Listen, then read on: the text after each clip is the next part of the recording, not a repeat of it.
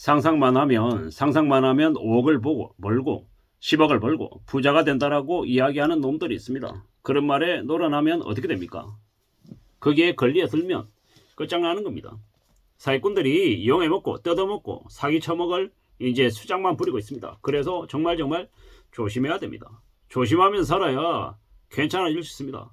항상 경계하고 항상 둘러보고 항상 별일 없는지 따져보고 또 조심하면서 살아야 우리네 세상을, 우리네 이 힘들고 어려운 현실을 잘 지낼 수 있다는 겁니다.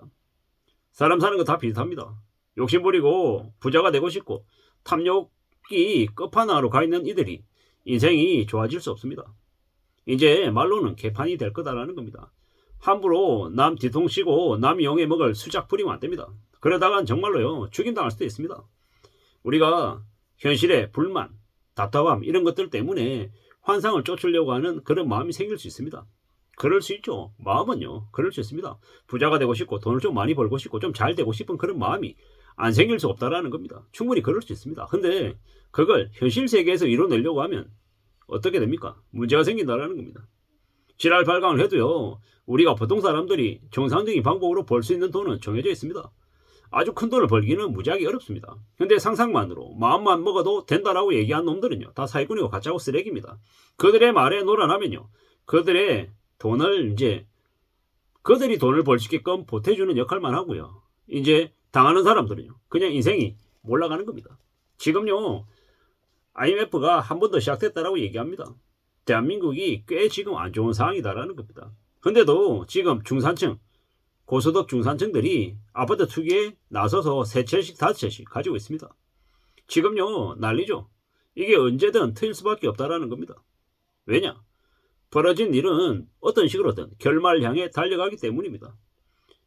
저축은행이나 신협이 연체율이 10%가 넘는다, 어쩌고 저쩌고 이러면 그게 가려지겠냐고요. 지금 당장은 총선 때까지만 버텨보자 이런 분위기지만 총선 지나고 나면요, 다 터지는 거죠. 다 터지면 어떻게 됩니까? 나라에 돈이 없으면 배 째는 거죠. 이래저래 서로 이제 그 부실 덩어리를 뜯어내려고, 돈을 조금이라도 받아내려고 서로 이제 지랄 발광하면서 서로 채권에서 하려고 난리치겠죠. 그럼 순식간에 다 무너지고 다 아수라장 되는 겁니다. 좀 빨리 터지냐 늦게 터지냐 이 차이가 있을 뿐인 거지, 상황은 지금 현재 많이 심각하다라는 겁니다. 많이 심각한데 그냥 입 다물고 있습니다. 왜? 윤석열 정부 눈치 보느라고요. 그냥 기다리고 있는 중이다라는 겁니다. 앞으로 꽤 지금 안 좋은 상황이 벌어질 수밖에 없다라는 겁니다. 정의 바짝 차리고 살아야죠. 지금 이제 이게 뭔가 싶을 정도로 많이 우려스러운 상황입니다. 뭔가 큰일이 터질 것 같죠? 금방 끝날까? 아니라는 겁니다. 지금요, 많이 우려스러운 상황이라고 합니다. 무서운 얘기죠. 이게 뭔가 싶기도 하고요. 지금 이 상태가 계속될 수 없다라는 거, 우리는 잘 알아야 됩니다. 누가 뭐라고 해도 지금 이제 상황이 많이 쉽지 않다라는 겁니다. 참 어렵죠. 빡빡합니다. 사는 게 무지하게 어렵습니다. 그래도 희망을 가져야 되고 일어나가기 위해서는 한 걸음 두 걸음 앞으로 나아가야 된다, 이런 생각을 합니다. 하지만 마음을 단단히 먹어야죠. 참 이래저래 우리가 사는 삶이 무지하게 어렵습니다. 쉽지 않다라는 걸 인정하고 받아들이고 살아야죠. 그렇기 때문에 부지런히 움직여야 됩니다. 책을 읽어야 되고요. 또 사람들이 어떻게 살아가는지 관심도 좀 가져야 되고요. 언제든지 큰 리스크가 터지는 것을 방어하기 위한 그런 대책들도 가져야 될 것 같습니다. 세상은 무서운 곳입니다. 쉽고 만만하게 뛰어들면 큰일 난다라는 겁니다.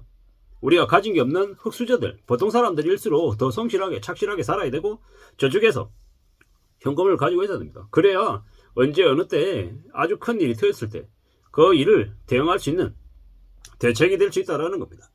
우리는 저 아래로 추락하면 금방 올라갈 수 있을 것처럼 얘기하지만 한번 무너지면 복구는 거의 안 됩니다.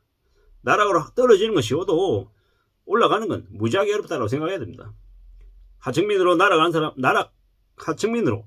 나락으로 떨어지는 사람이 1년에 예를 들어서 1000명, 10,000명이라고 치면 하층민에서 다시 중산층으로 올라오는 사람은 1%가 될까요? 0.1%가 될까요? 무지하게 어려운 일입니다. 그리고 그런 사람들은 항상 있어 왔지만 그런 사람들은 보통 사람이 아닌 어마무시하게 엄청난 노력과 엄청난 도끼를 품고 살아가는 사람이라는 겁니다. 그런 사람들이 극소수이고 소수이기 때문에 그들이 남들보다 더 대단해질 수 있는 거고요. 참 많이 어려운 상황입니다. 우리가 돈이 있고 없고에 따라서 죽고 사는 문제가 왔다 갔다 할 수도 있다는 겁니다.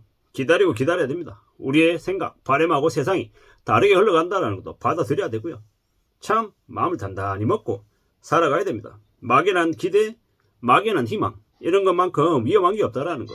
현실적이고 내가 하나씩 둘씩 챙겨나갈 수 있는 그런 범위 안에서 차근차근 축적해 나가는 게 좋겠다라는 겁니다. 그렇게 살아야 이 힘들고 어렵고 무자비한 세상을 잘 대응하면서 살지 않겠냐라는 겁니다. 돈이 없다는 공포, 불안한 미래 이런 것들이 우리에게 뭘 얘기해 주려고 하는 걸까요? 메시지를 잘 받아들여야 됩니다. 항상 두려워하면서 살아야 되는 거고요. 좀 더 정신을 차리고 살아야 됩니다. 사업하다가 사기당하고 돈 빼앗기면요. 인생 끝입니다. 아무것도 안 보인다라는 겁니다. 객기 부리다가 한번 무너지기 시작하면 못 일어난다라는 겁니다. 앞으로 우리가 살아가는 삶이 정말 어려워진다라는 거 그걸 명심해야 됩니다. 지금은 잘 나가고 괜찮고 대단하다 그래서 앞으로 5년, 10년, 20년, 30년 계속 그렇게 잘 산다는 보장도 할 수 없습니다. 그렇기 때문에 중소기업에 있는 사장들이 정말 깐깐하고 정말 고집불통이고 말을 안 듣고 참 또라이 같다 이런 생각이 들지만 그런 마음으로 그렇게 밖에 살 수밖에 없는 또 하나의 이유가 어쩌면 그렇게 하지 않으면 그 바닥에서 살아남지 못하기 때문일 수도 있다라는 겁니다. 보통 얘기들이 아닌 거죠. 우리가 그냥 저 같은 이제 직장인만 해온 사람들 입장에서는 참 이해하기 어려운 모습들을 많이 보입니다. 하지만 그들은 돈이 없다는 공포, 불안한 미래 이런 것들을 대응하면서 살아온 나름의 내공이 분명히 있다라는 겁니다. 그래서 살아남은 거죠. 그 사람의 성향이 좋다, 남들에게 인정받는다 안 받는다를 떠나서 경제적으로 생존했냐 못했냐라는 측면에서 말씀을 드리는 겁니다. 우리가 살아가면서 저처럼 이제 가장으로서 이제 가족을 책임지는 입장에서 살아가려면 어떻게 해야 되겠습니까? 자존심이고 체면이고 온갖 그런 이제 감정들 있잖아요. 그런 것들에 너무 이렇게 빠지면 안 될 것 같죠. 그것보다 가족을 책임져야 되는 가장이기 때문에 오직 내가 돈을 받고 일한다라는 그것 그 이상 그 이하 너무 기대하지 않는다라는 겁니다. 그리고 주어져 있는 상황 아래서 할 수 있는 범위 안에서 차근차근 하면서 지내야 되겠다라는 것. 그리고 사람 인생은 앞날은 함부로 예단할 수 없는 거기 때문에 두려워하면서 하는 게 맞겠다. 그리고 항상 언제 어떤 일이 터질지 모르기 때문에 그 문제에 대응할 수 있는 대책들을 마련해 놓을 필요가 있을 것 같다. 이런 생각들을 하고 있는 겁니다. 사람 일이 어떻게 될지 모르겠다. 그리고 언제든지 우리는 상황이 뒤집어질 수 있기 때문에 함부로 객기 부리거나 함부로 호기를 부려서는 안 되겠다. 아무나 만나서도 안 되겠고 함부로 내 호주머니에서 돈 꺼집어내서 뭔가 일을 벌려서도 안 되겠다. 정말 조심 또 조심하면서 신중하게 살아가면서 오래오래 살아가기를 생존하기를 바라는 게 제일 좋을 것 같다라는 말씀을 드립니다. 이상입니다.